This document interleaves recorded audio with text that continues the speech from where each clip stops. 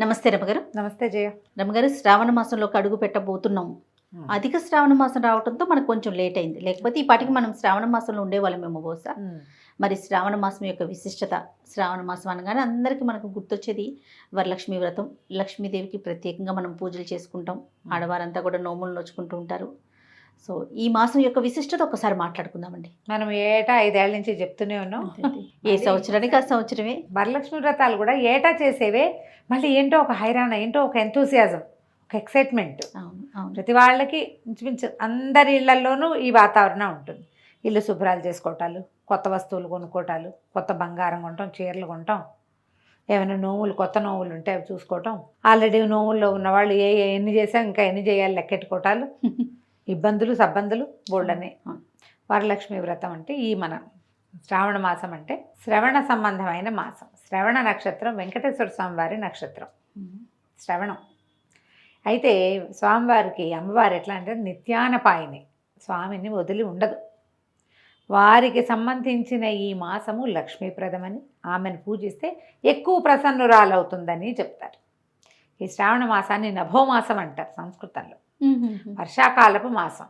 ఈ వానల్లోనే నోవులు, వ్రతాలు, పూజలు, వానలు అవి ఇవి కలిసే ఉంటాయి. అంతే, అడగే పరిగెత్తుకుంటూ ఏదో షాపింగ్లు, సరదాలు, ఇంట్లో పనులు, శుభ్రాలు గిభ్రాలు చేసుకుంటాం. మనకు కొంచెం అవకాశం వచ్చింది కాబట్టి ఆషాఢంలోనే శుభ్రాలు కాకుండా అధిక శ్రావణంలో చేసుకుంటూ ఉండుండొచ్చు కొంతమంది. శ్రావణంలో ఈసారి 5 శుక్రవారాలు వచ్చినాయి, 4 మంగళవారాలు వచ్చినాయి. శ్రావణ శుక్రవారాలు, శ్రావణ మంగళవారాలు. శుక్రవారం లక్ష్మీ పూజ, మంగళవారం గౌరీ పూజ చేసుకుంటే విశేషమైన ఫలితం లభిస్తుంది. ఇదేంటంటే పూజించుకోవడానికి మంచి అవకాశం. అవును అవును. దీనివల్ల అదేదో పడిపోతుంది అనుకోవద్దు. ఈ మాసంలో మనం అమ్మని పూజించాలి, అది మనకి మంచిది. మాసం యొక్క విశిష్టత, మాస విశిష్టత. ఈ కాలం మంచిది. ఈ మామూలుగానే ప్రసన్నురాలుగా ఉంటుంది, పూజిస్తే ప్రసన్నురాలు అవుతుంది లక్ష్మీదేవి. ఈ మాసంలో మరింత అధిక ప్రసన్నురాలుగా ఉంటుంది కాబట్టి వదిలేయకుండా ఏదో ఒక రోజు, ఏదో ఒక వారమైనా పూజ చేసుకోండి అని చెప్తారు. వరలక్ష్మి వ్రతం విధానంగా కలశం పెట్టుకుని వాయినం ఇచ్చి, తర్వాత ఏమో 9 రకాల పిండి వంటలు చేసి, ఇలా నియమంగా చేసే పద్ధతి ఉన్న వాళ్ళు అది చేసుకుంటారు. ఓకే. ఒకవేళ నియమాలు లేవు, ఊరికే పూజ, శుక్రవారం మంచిదేని 5 శుక్రవారాలు లక్ష్మీ పూజ చేసుకోవచ్చు. లక్ష్మీదేవికి పాయసము అవి ఇష్టం అంటారు. శనగపప్పుతో చేసిన ఏ భక్ష్యమైనా ఆవిడకి ఇష్టం. మైసూర్ పాకు లాంటివి శనగ పిండితో చేసినవి అవి కూడా నివేదన చేయొచ్చు. ఎంత శక్తి ఉంటే అంత శక్తి మీద. మనం నూనె పదార్థాలు చేయలేకపోతావు, పాయసంలోనే పరమాన్నం చేస్తామా, ఒక గుప్పెడు శనగపప్పు వేసి చేయండి, అంతే. ఎంత హాయిగా ఉంటుంది. అవును, సింపుల్గా అవుతుంది. అమ్మవారికి ఇష్టమైంది పెట్టామనే ఒక మనకు సంతోషం కూడా ఉంటుంది. అందుకని ఏం చేయొచ్చు, మన ఇంట్లో ఉన్నా లేకపోయినా మనం పూజ చేసుకోవచ్చు. ఓకే. పైగా ఓ సంవత్సరం చేసాం, నిరుడు చేసాం, ఈ సంవత్సరం చేయలేకపోతున్నాం, ఏదైనా కొంప మునిగిపోతుంది, అలా భయపడద్దు. కుదిరితే చేసుకుంటాం, లేకపోతే శ్రద్ధగా ఒక దండం పెట్టు. అపరాధ సహస్రాలు చెప్పుకుంటాం కదా మనం, అంతే కదా. మామూలుగా నిరుడు బాగా చేసుకోగలిగానమ్మా, ఈ సంవత్సరం నేను సేవించలేకపోతున్నా, నమస్కారంతో సరిపెట్టుకోమని ఒక అపరాధం చెప్పుకోవటం, ఓ నమస్కారం చేసుకోవటం. చక్కగా 5 వారాలు చేసుకోవచ్చు. సాధారణంగా మనకి ఏంటంటే రెండవ శుక్రవారం పౌర్ణమి ముందు వచ్చేది వరలక్ష్మి వ్రతం కాబట్టి ఈసారి వరలక్ష్మి వ్రతం అట్లా వస్తుంది. మనకి మిగిలిన 3 వారాలు ఉన్నాయి కదా, జనరల్గా ఏం చెప్తారంటే 3వ వారం మురికి వారం అంటారు. ఎందుకంటారో తెలియజే, మా ప్రాంతాల్లో అంటారు. అంటే ఆ వారం పూజ చేయరు, వ్రతం చేసుకోరు, పూజ చేసుకుంటారు. మామూలుగా శుక్రవారం పూజ చేసి వరలక్ష్మి వ్రతం చేయడానికి 3వ వారం పనికిరాదని కొన్ని ప్రాంతాల్లో ఉంది. ఓహో. మా ప్రాంతాల్లో చెప్తారు 3వ వారం మురికి వారం అని. మరి ఎందుకు అలా అంటారో తెలీదు. దాని మీద ఎప్పుడు ఎక్కడా వినలా నేను, మా వాళ్ళే అంటూ ఉంటారు. అదేలేండి, అదే. అవకాశం ఉంటే ఇక్కడ మొదటి 2 వారాలు కుదరలా, చివరి 2 వారాలు కుదరలా, 3వ వారమే కుదిరింది. ఏమిటి, అంతే చేసుకోవడమే. ఇక అంత ఆలోచించడం అసలు అనవసరం అనిపిస్తుంది. అంతే. చివరి వారం కుదిరినా చేసుకోవచ్చు. 4 వారాలు పూజ చేసుకున్నాం, 5వ వారం కుదరలేదు, కొంప మునుగుతుందని పొరపాటును కూడా అనుకోవద్దు. దండం పెట్టడం, పూజ చేసుకోవటం, చిన్న నివేదన నుంచి పెద్ద రకాలు 16 రకాల కుడుములు పెట్టి పదార్థాలు పెట్టి నివేదన చేసినా బాగానే ఉంటుంది. జనరల్గా 5 లేదా 9 చేస్తారు. కుదిరితే 5, 2 అంటే మామూలుగా అన్న నివేదనలు 3, నూనెలో వేసేవి 2 చేస్తారు. గారెలు, బూరెలు, పాయసం, పులిహోర, దత్తోజనం, లేదా పొంగలి, పులిహోర, దత్తోజనం, పొంగలి, పులిహోర, బజ్జీలు, అట్లా ఏదైనా అలా చేసుకోవచ్చు. గారెలు, బూరెలు ఏంటి ఒక నూనెతోటే మనం లాగించేస్తాం. అట్లా చేయొచ్చు. ఇంకొంతమందికి ఇంకో రకం అలవాటు ఉంటుంది. 9 ఉన్నాయి కదా, బజ్జీలు, తర్వాత పాలకాయలు, తర్వాత పాలపూరీలు, అమ్మవారికి ఇష్టమైన నివేదన పాలపూరీలు అని చెప్తారు.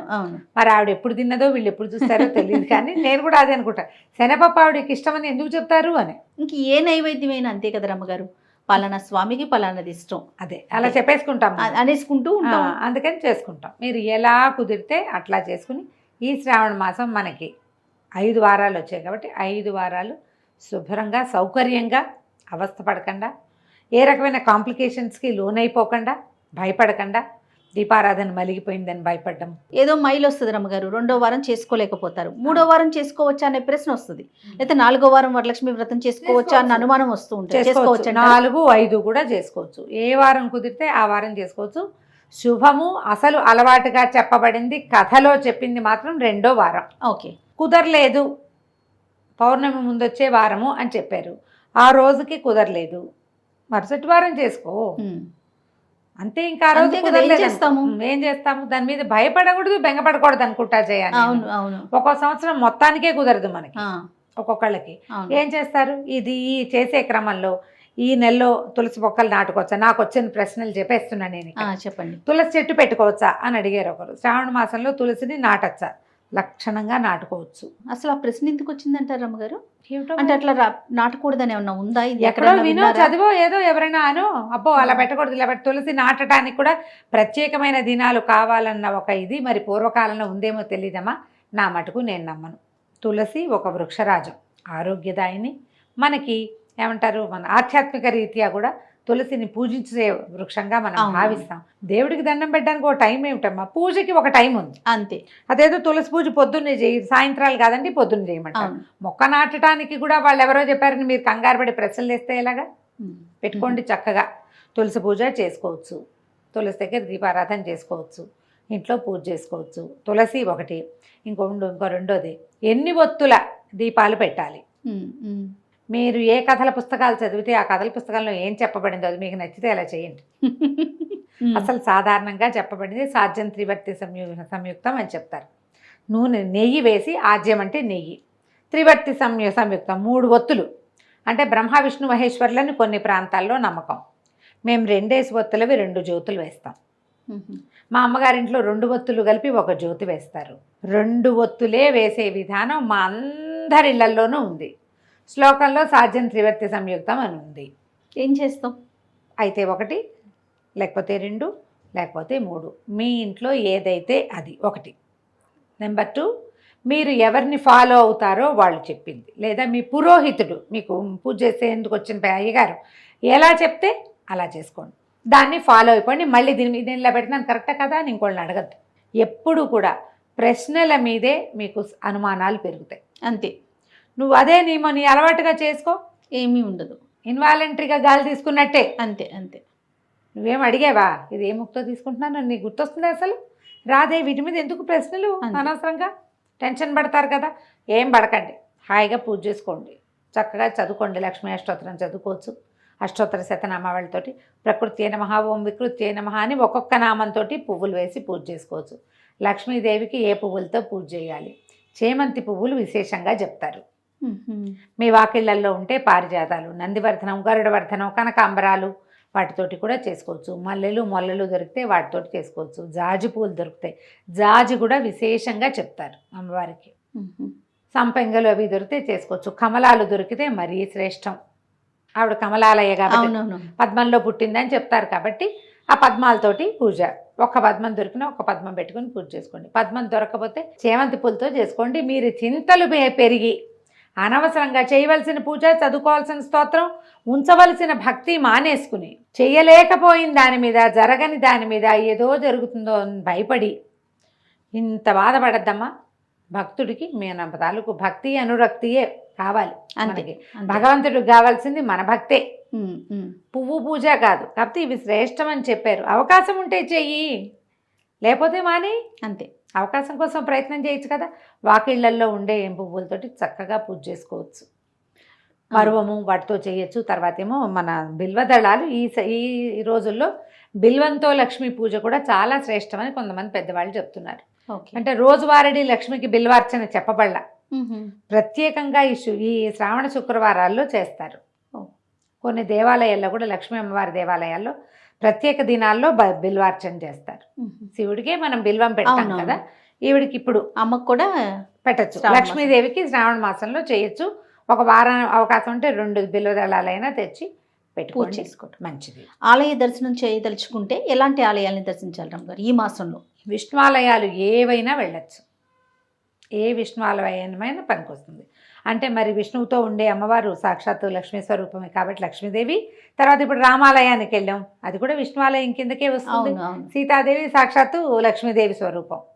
ఏ వేణుగోపాల స్వామి దేవాలయానికో వెళ్ళాము, మరి ఆదిలక్ష్మి అవతారమే రుక్మిణీదేవి. అవును కదా, కృష్ణుడు ఉంటే ఉన్నట్టే. ప్రధానమైంది ఆమె స్వామిని వదిలిపెట్టి ఉండదు. ఆయన ఒక్కడే ఉన్నాడు అనుకోండి అక్కడ, అయినా కూడా అమ్మవారు ఉన్నట్టే. పక్షస్థలంలో ఉంటుంది, స్వామివారి గుండెల్లో ఉంటుంది కదా. కాబట్టి దేవాలయ దర్శనం చేయదలుచుకుంటే వెంకటేశ్వర స్వామి దేవాలయాలు, తిరుమల తిరుపతి దేవస్థానానికి వెళ్ళలేకపోతే మన చుట్టుపక్కల మన ఊళ్ళలో కూడా వెంకటేశ్వర స్వామి దేవాలయం ఉంటుందా, అలా వెళ్ళి రావచ్చు. అయితే కొంచెం హైరాన్గా ఉంటుంది, ఎప్పుడు కుదిరితే అప్పుడు చూడదు. ప్రస్తుతానికి అంతే రమ్మగారు. మళ్ళీ ఏమన్నా గుర్తొస్తే ఈ వీడియో చూసినాక మన ప్రేక్షకులకి ఏమన్నా సందేహాలు ఉంటే కనుక నెక్స్ట్ ఇంకొక వీడియోలో వాటిని మనం నివృత్తి చేసే ప్రయత్నం చేద్దాం. సరే, ఓకే అండి. నమస్తే. నమస్తే జీ.